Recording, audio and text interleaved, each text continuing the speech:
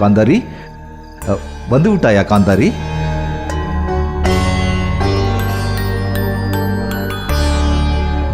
காந்தாரி, என் மீது கோபமா?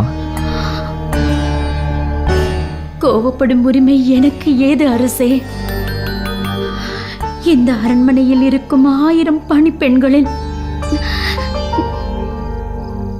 நானும் ஒருத்தி என்பதை இன்றுதானே நான் அறிந்து கொண்டேன். காந்தாரி, உன் வார்த்தைகள் நெருப்பாக என் நெஞ்சை சுடுகிறது. தாழமாட்டேன் காந்தாரி, தாழமாட்டேன். யார் மனதையும் நோகடிக்கும் எண்ணம் எனக்கு இல்லை அரசே. நான் என் நிலையை எண்ணி நொந்து கொண்டேன், அவ்வளவே. காந்தாரி, இந்த பார்வையற்றவன் மீது உனக்கு இரக்கம் இல்லையா? ஏன் என்னை சொற்களால் சுடுகிறாய் சுடுகிறாய்? அரசே, இது என்ன சிறு பிள்ளை போல்? நான் தங்கள் மீது கோபம் கொள்வேனா? ஏதோ மன வருத்தத்தில் அப்படி பேசிவிட்டேன். என்னை மன்னித்து விடுங்கள் அரசே, மன்னித்து விடுங்கள். காந்தாரி, எங்கே சென்றிருந்தாய்? விதுரனை சந்திக்கத்தானே? ஆமாம் அரசே, என் மனம் சஞ்சலத்தில் ஊசலாடுகிறது. எனவே விதுரரையும் சுலபாவையும் சந்தித்து விட்டு வருகிறேன். விதுரன் என்ன கூறினான்? நீங்கள் என் மீது பேரன்பு கொண்டவர் என்பதை எனக்கு நினைவூட்டினார். காந்தாரி, எனக்கு உண்மையில் உன் மீது எந்த கோபமும் இல்லை. ஆனால் சகுனியை நாட்டை விட்டு வெளியேற உத்தரவிட்டதும் நான் அதிர்ந்து போனேன். சகுனி இந்த ஊருக்கும் உலகிற்கும் எப்படியோ நான் அறியேன். ஆனால் அவன் நமக்கு நல்லவன். நம் நலனை தவிர வேறொன்றையும் சிந்திக்க தெரியாதவன். இந்த கருத்து கூட நீ சொன்னதுதான். அவனை நீ வெளியேற சொன்னதால் தான் நான் ஆத்திரமடைந்தேன். சகுனியின் அன்பு எனக்கு புரிகிறது. ஆனால் அவனது செயல்தான் எனக்கு பேரச்சத்தை ஏற்படுத்துகிறது. பாண்டவர்களை அழித்துத்தான் நமது புத்திரர்கள் அரசாள வேண்டுமா? காந்தாரி, இது அரசியல். இளகிய மனம் படைத்தவர்களுக்கு இங்கு இடமில்லை. அப்படி என்றால் பாண்டவர்களை அழிப்பதில் எனக்கும் உடன்பாடில்லை. அவர்கள் என் பிரியத்திற்குரிய தம்பியின் புதல்வர்கள். ஆனால் நம் புத்திரன் துரியோதனன் தான் அரியணை ஏற வேண்டும் என்பதில் நான் உறுதியாக இருக்கிறேன். உன் மூத்த புதல்வன் இந்த அத்தினாபுரத்தை ஆள வேண்டும் என்று நீ விரும்பவில்லையா காந்தாரி? பிள்ளை நாடாள்வதை விரும்பாத தாய் உலகில் உண்டா? ஆனால் தர்மன் அல்லவா மூத்தவன். அவனுக்கல்லவா இளவரசர் பட்டம் சூட்ட முடிவெடுத்தோம். காந்தாரி, நான் உன் விருப்பத்தை பற்றி கேட்டேன். நீயோ தர்மம் நியாயங்களை பற்றி பேசிக் கொண்டிருக்கிறாய். தர்ம நியாயங்களுக்கு உட்பட்டல்லவா நம் விருப்பம் இருக்க வேண்டும். காந்தாரி, உன்னை போல் நானும் சிந்தித்திருந்தால் உன் கணவன், அதாவது இந்த குருடன், இதே அரண்மனையில் மூளையில் சீந்துவார் யாருமற்று முடங்கி கிடந்திருப்பான். ஹத்தினாபுர சாம்ராஜ்யத்தின் சக்கரவர்த்தியாக வாழ்ந்திருக்க முடியாது. அரசே, காந்தாரி, நான் உன்னுடைய உணர்வுகளை புரிந்து கொண்டிருக்கிறேன். ஆனால் சத்திரியனுக்கு ராஜ்யமே இலக்கு. அந்த இலக்கினை எட்ட வேண்டும் என்றால் அவன் தன் உணர்வுகளை பலியிட்டே தீர வேண்டும்.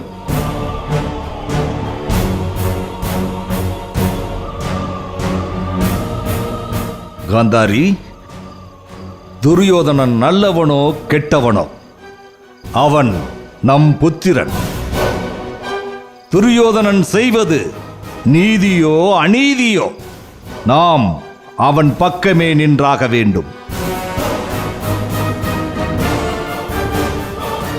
துரியோதனன் பாதை தர்மமோ அதர்மமோ நாம் அவனோடு கைகோர்த்து சென்றாக வேண்டும்.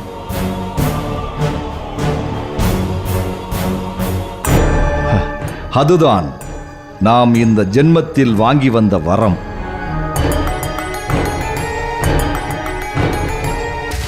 பாண்டுவின் பத்தினி குந்தியை பார். அவள் சந்திக்காத சோதனைகளா, அவள் எதிர்கொள்ளாத பிரச்சனைகளா?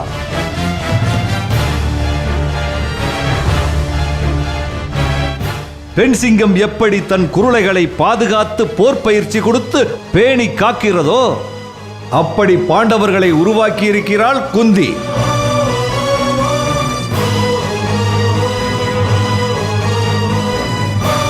காடே கதி என்று வனப்பிரஸ்தம் சென்றான் பாண்டு.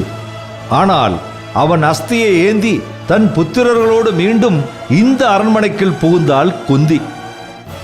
ஏன், எதற்கு என்று எப்பொழுதாவது நீ யோசித்திருக்கிறாயா காந்தாரி?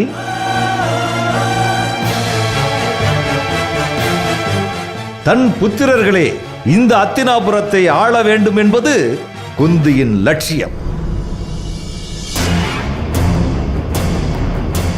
இது குந்தியின் அரசியல் பார்வை.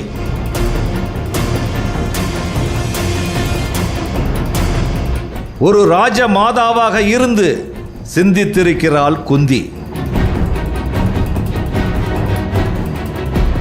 குந்தி தன் புத்திரர்கள் ராஜ்யத்தை பெற வேண்டும் என்ற ஒரே நோக்கோடு நெஞ்சுரத்தோடு இன்று வரை போராடிக் கொண்டிருக்கிறார். நீயும் உன் புத்திரர்களின் வெற்றிக்கு உறுதுணையாக இருக்க வேண்டாமா? உன் புத்திரன் அரியணை ஏற வேண்டாமா? நீ பெற்ற பிள்ளை இந்த அத்தினாபுர சாம்ராஜ்யத்தை ஆள வேண்டாமா? இப்படியெல்லாம் நீ என்றாவது யோசித்திருக்கிறாயா காந்தாரி?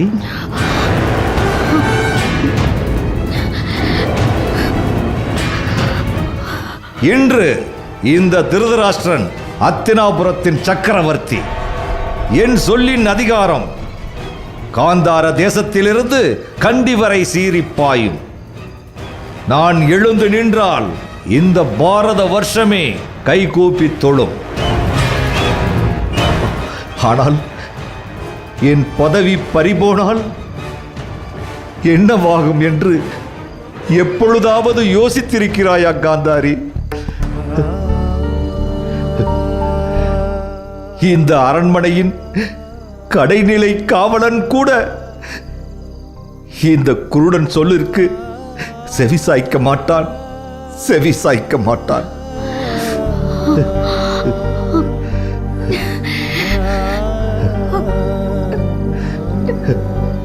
காந்தாரி, பார்வையற்ற நாம் யாரையும் நம்ப இயலாது. இந்த உலகில் நம் மீது பேரன்பு கொண்டவன் ஒருவன் இருக்கிறான் என்றால் அது என் மகன் துரியோதனனாகத்தான் இருக்க முடியும். இறுதி வரை நம் பிள்ளைகள் தான் நமக்கு துணை.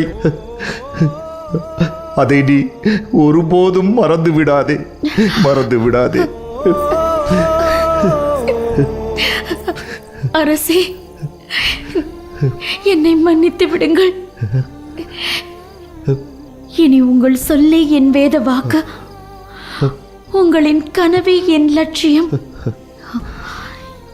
என் மனதில் இதுவரை இருந்த குழப்பத்தை நீக்கிவிட்டீர்கள்.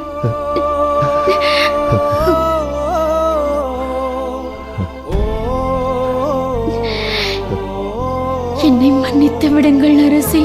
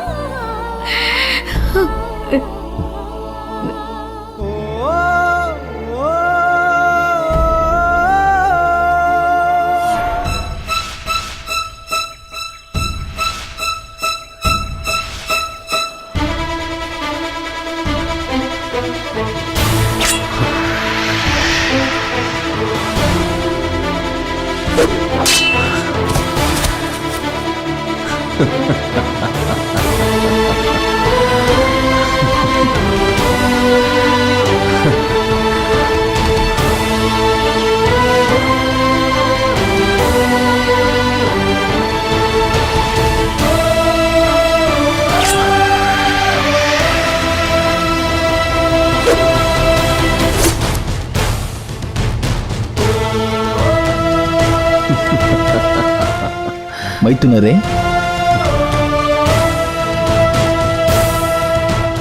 இப்படி ஒரு அசாத்திய பயிற்சியை நான் இதுவரை கண்டதில்லை. ஒவ்வொரு கணையும் சீரிப்பாயும் வேகத்தை காணும் போது எமக்கு மெய்சில் இருக்கிறது. வில்லுக்கு விஜயன் என்ற பெயர் எடுத்தவர் தாங்கள். தங்கள் அசுர வித்தைக்கு முன் நான் வெறும் துரும்புதானே. தன்னடக்கத்தோடு பேசுகிறீர்கள். ஆனால் தங்களின் அஸ்திர பயிற்சிகள் அபூர்வமானதாக அல்லவா இருக்கிறது? தங்களது பாராட்டு எனக்கு மிகவும் மகிழ்ச்சி அளிக்கிறது. ஆனால் தங்களிடம் எனக்கு ஒரு கோரிக்கை இருக்கிறது. கோரிக்கையா? தயக்கத்தை தவிர்த்து கேளுங்கள். அது நியாயமான கோரிக்கையாயின் தாராளமாய் நிறைவேற்ற காத்திருக்கிறேன். உலகத்தில் சிறந்த வில்லாளி என்ற பெயர் எடுத்தவர் தாங்கள். வெகு நாளாய் ஒரு விருப்பம் என்னை விடாமல் துரத்திக் கொண்டிருக்கிறது. மைத்துனரே, தாங்கள் மனது வைத்தால் அதை நிறைவேற்றலாம். என்ன விருப்பம் அது? இப்பொழுது அஸ்திர சஸ்திர வித்தைகள் அனைத்தையும் கற்று தேறி இருக்கிறேன், பிரம்மாஸ்திரத்தை தவிர. தாங்கள் பிரம்மாஸ்திரம் அறிவீர்கள் என்று நானும் அறிவேன். நான் தங்களிடம் பிரம்மாஸ்திரம் கற்றுக்கொள்ள விரும்புகிறேன். பிரம்மாஸ்திரம் நினைத்ததும் கற்றுக்கொள்ளக்கூடிய அஸ்திரம் அல்ல. யோகம், ஞானம், தவம் ஆகியவற்றில் மேல்நிலை பெற்றவருக்கே அந்த வித்தை கைகூடும். மேலும் காம குரோதங்களை அடக்கியாளும் ஒருவனே அதனை கற்றுக்கொள்ள இயலும். எல்லாவற்றையும் விட பிரம்மாஸ்திரத்தை கற்றுத்தரும் தகுதி எனக்கோ, அதை கற்றுக்கொள்ளும் தகுதி தங்களுக்கோ தற்போது இல்லை என்பது எனது கருத்து. மைத்துனரே, தாங்கள் பிரம்மாஸ்திரத்தை கற்றுக்கொள்ள விரும்பும் நோக்கத்தை நான் அறியலாமா?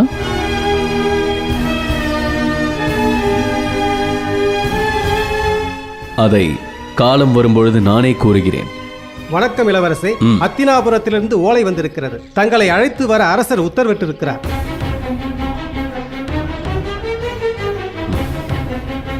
வாருங்கள்.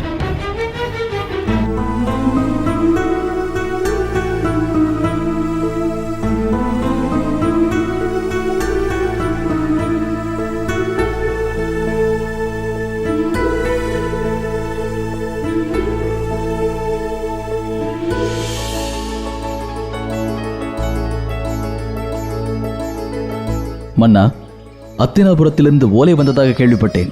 எதை பற்றிய ஓலை அது? மகிழ்ச்சியான செய்திதான்.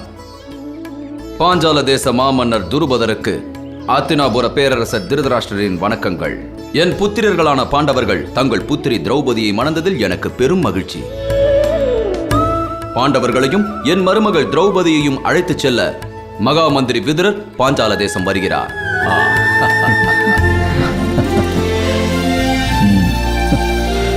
மகா மந்திரி விதுரரை வரவேற்க நான் இப்பொழுதே ஏற்பாடுகளை தொடங்குகிறேன். திருஷ்டத்யும்னா, வா.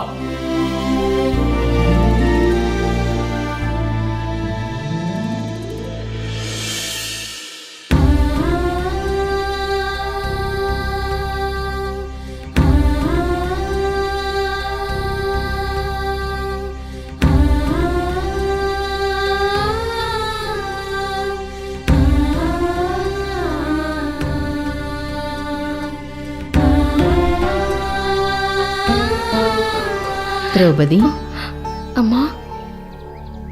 திரௌபதி, உன் கவலையை நான் அறிவேன்.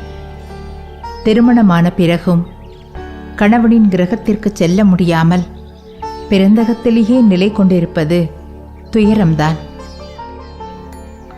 உன் துயரம் தீரும் நேரம் வந்துவிட்டது. நீ ஹத்தினாபுரத்தின் மருமகளாக ராஜ மரியாதையோடு புறப்படும் காலம் வந்துவிட்டது.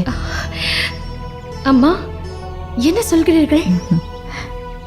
ஹத்தினாபுரத்திலிருந்து ஓலை வந்திருக்கிறது. நம்மை எல்லாம் அங்கு அழைத்துச் செல்ல விதுரர் வந்து கொண்டிருக்கிறார்.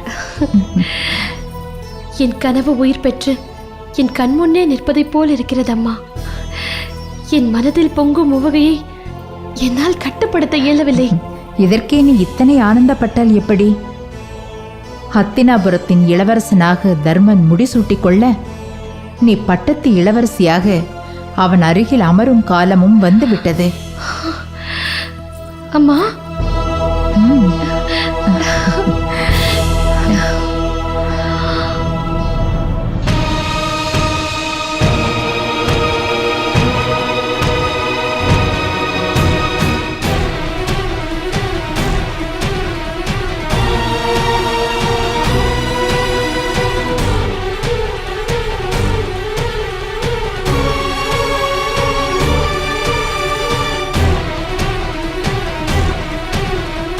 மாமா, மாமா, எல்லாம் கைமீறி போய்விட்டது.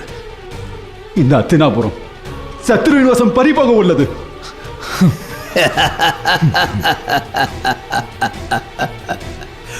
பாண்டவர்கள் அத்தினாபுரம் வருகிறார்கள், அவ்வளவுதானே? வரட்டும். அவர்களை மீண்டும் வழியனுப்ப நான் இருக்கிறேன். சூடு கண்ட பூனை அது. இனி பாண்டவர்களை அத்தினாபுரத்தை விட்டு அனுப்புவது அவ்வளவு சுலபமல்ல. தருமன் உனக்கு மூத்தவன். அவன் அத்தினாபுரத்தை விட்டு செல்வதற்கு முன் அவனுக்கு தான் இளவரசு பட்டம் சூட்ட முடிவாகியிருந்தது. அது நடந்து முடிந்த கதை. அதை பற்றி இப்போது ஏன் பேசுகிறீர்கள்? இப்போது தர்மன் திரௌபதியை மணந்திருக்கிறான்.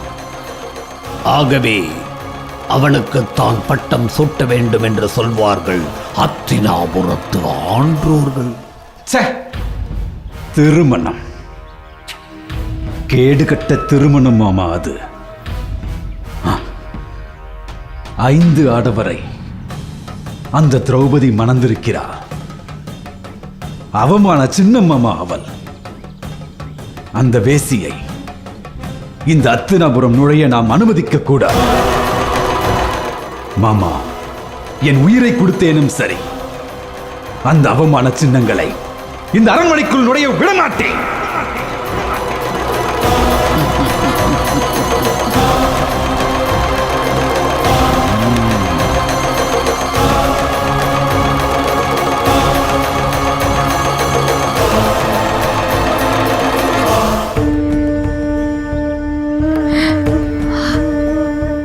தர்மா, நாம் பட்ட துயரம் எல்லாம் காணல் நீரை போல் கணத்தில் மாயமாகிவிட்டது.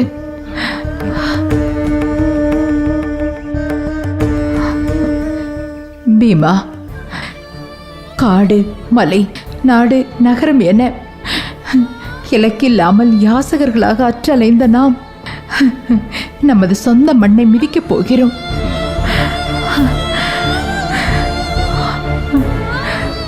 நகுலா, நீங்கள் அனைவரும் காட்டிலே பிறந்தீர்கள், காட்டிலேயே வளர்ந்தீர்கள்.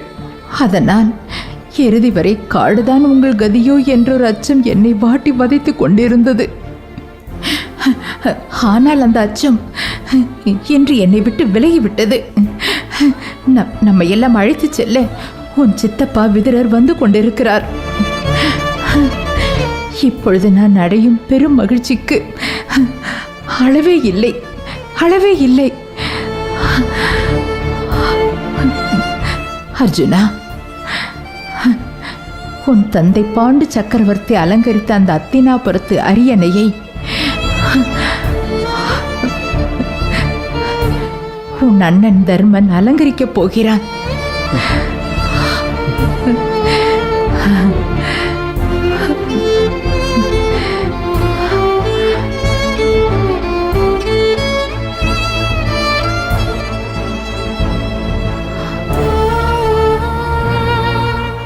பீமா, என்ன யோசனை? அம்மா, நாம் நாடு திரும்ப போகிறோம் என்பதை எண்ணினால் எனக்கு மகிழ்ச்சிதான். ஆனால் ஆனால் என்ன பீமா? துரியோதனன் இருக்கும் வரை நமக்கு அத்தினாபுரத்தில் நியாயம் கிடைக்கும் என்ற நம்பிக்கை எனக்கில்லை. அம்மா, நம் வருகையை நிச்சயம் கௌரவர்கள் விரும்ப மாட்டார்கள்.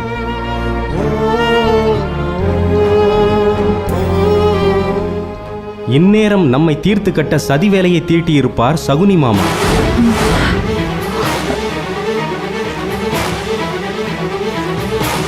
பீமன் நான் சொல்வதில் உண்மை இருக்கிறது. நம் பெரியப்பா திருதராஷ்டர் தன் நற்பெயருக்கு ஏற்பட்ட கலங்கத்தை போக்கவே இந்த நாடகத்தை ஏற்பாடு செய்திருப்பதாக எனக்கு தோன்றுகிறது. அர்ஜுனா, ஆமாம் அம்மா, நான் அத்தினாபுர அரியணையை அலங்கரிப்பேன் என்று நீங்கள் உவகையோடு சொன்னீர்கள். ஆனால் அதை ஒருபோதும் அனுமதிக்க மாட்டான் துரியோதனன். அரசர் திருதராஷ்டரும் அதை விரும்ப மாட்டார். தர்மா, நீங்கள் சொன்னதெல்லாம் உண்மைதான். ஆனால் நம் உரிமைக்காகவும் நம் தரப்பு நியாயத்தை பேச ஹத்தினாபுரத்தில் உங்கள் தாத்தா பிதாமகர் இருக்கிறார், சித்தப்பா விதுரர் இருக்கிறார், குலகுருக்களான துரோணாச்சாரியரும் கிருபரும் இருக்கிறார்கள். அவ்வளவு ஏன், உங்கள் பெரியம்மா காந்தாரியே உங்களுக்காக பரிந்து பேசுவார்கள் என்ற நம்பிக்கை எனக்கு இருக்கிறது.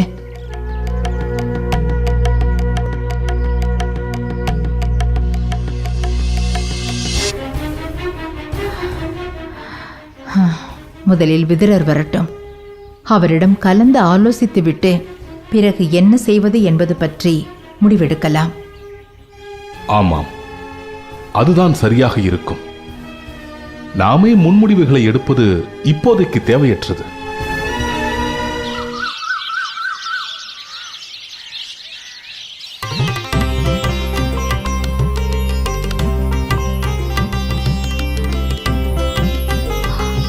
मातृदेवो भव, पितृदेवो भव, आचार्यदेवो भव, कुलदेवो भव.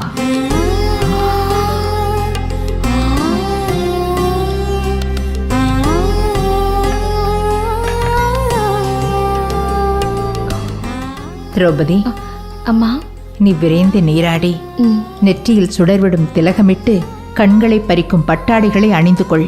மகாலட்சுமிக்கு ஒப்பாக நீ ஆபரணங்களை அணிந்து கொள்ள வேண்டும். விரைந்து செல். அப்படியே ஆகட்டும் அம்மா.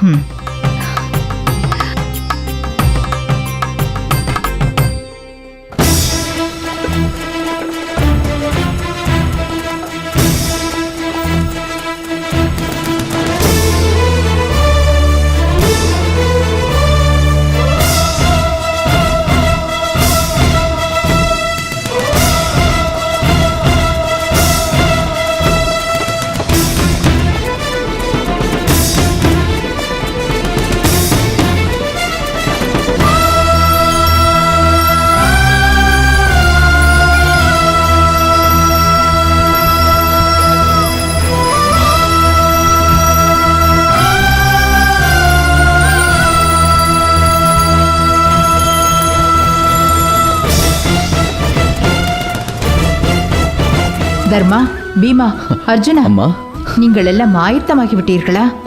இன்னும் இல்லை அம்மா. நேரம் கடந்து கொண்டிருக்கிறது. விரைந்து நீராடி புத்தாடைகளை அணிந்து கொள்ளுங்கள். அப்படியே ஆகட்டும் அம்மா. இத்தனை காலம் கழித்து நாம் விதுரரை சந்திக்க இருக்கிறோம். அம்மா, அந்த உணர்வு எங்களுக்கு மட்டும் இல்லையா அம்மா? ஹத்தினாபுரம் செல்லும் ஆவலில் எனக்கு என்ன செய்வதென்றே தெரியவில்லை. நீங்கள் என்னவென்றால், சித்தப்பாவின் வருகையை சிறப்பிப்பதற்கு தம்பி சகாதேவன் எழுதிய வாழ்த்து மடலைத்தான் வாசித்துக் கொண்டிருந்தோம். ஓஹோ, அம்மா, அதை நான் வாசித்து காட்டவா? வாசித்து காட்டு. பாண்டவர் எங்களுக்கு பவித்திரமானவன் நீ. நட்டாற்றில் நின்ற பொழுது நட்சத்திரத்தால் வழி சொன்னவன் நீ. தீக்கிரையாக இருந்த எங்களை திசை மாற்றி செல்ல வைத்தவன் நீ. தர்மமானவன் நீ, தந்தையானவன் நீ, தரணியிலே எங்களுக்கு தாரக மந்திரம் நீ. மகிழ்ச்சியாக இருக்கிறது. சகாதேவன் தான் ஒரு சாதுரியமானவன் என்பதை காட்டிவிட்டான்.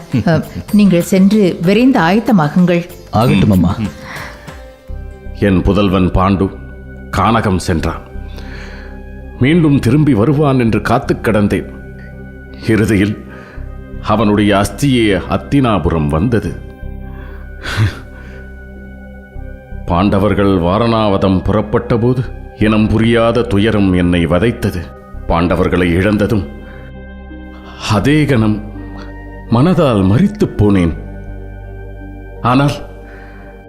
ஆனால் இப்பொழுது என் செல்வங்களான பாண்டவர்கள் மீண்டும் அத்தினாபுரம் வருகிறார்கள்.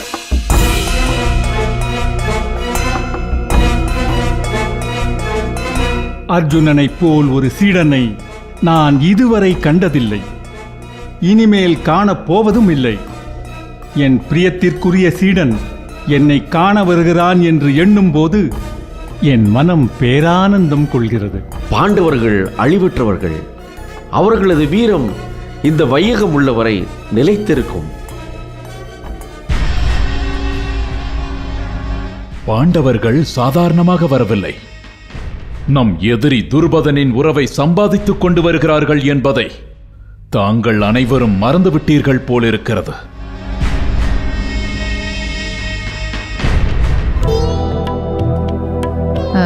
அனைவரும் நீராடுவதற்கு ஏற்பாடு செய்தாகிவிட்டதா? ஆகிவிட்டது மகாராணி. நீராடும் நீரில் வெட்டி வேரையும் ஜவ்வாதையும் கலந்து வையுங்கள். உத்தரவு மகாராணி. பெரியவரே, அறுசுவை உணவு தயாராகி கொண்டிருக்கிறதல்லவா? ஆமாம் அம்மா. இனிப்பில் எத்தனை வகை தயாராகி கொண்டிருக்கிறது? 21 வகை இனிப்பு பண்டங்கள் தயாராகி கொண்டிருக்கிறது.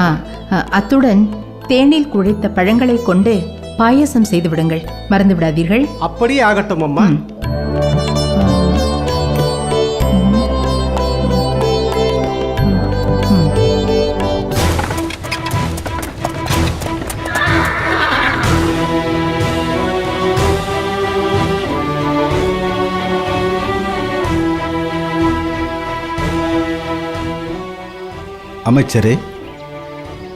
அமைச்சரே, நாம் பாஞ்சாலத்திற்கு எந்த பாதையில் செல்ல வேண்டும்? அமைச்சரே. என்னையா அழைத்தீர் கனகரே? சரியாய் போயிற்று. நான் வெகு நேரமாக தங்களைத்தான் அழைத்துக் கொண்டிருக்கிறேன். ஆனால் நீங்கள் தான் ஏதோ ஆழ்ந்த யோசனையில் மூழ்கிவிட்டீர்கள். என்னை அழைத்ததன் காரணம்? பாஞ்சாலத்திற்கு செல்லும் பாதை 2ஆக பிரிகிறது. நாம் எந்த பாதையில் செல்ல வேண்டும் என்று தங்களுக்கு தெரியுமா? மேற்கே சாயும் சூரியனை பார்க்கும் பொழுது வடக்கு திசையில் செல்வது நல்லது. நன்றி அமைச்சரே.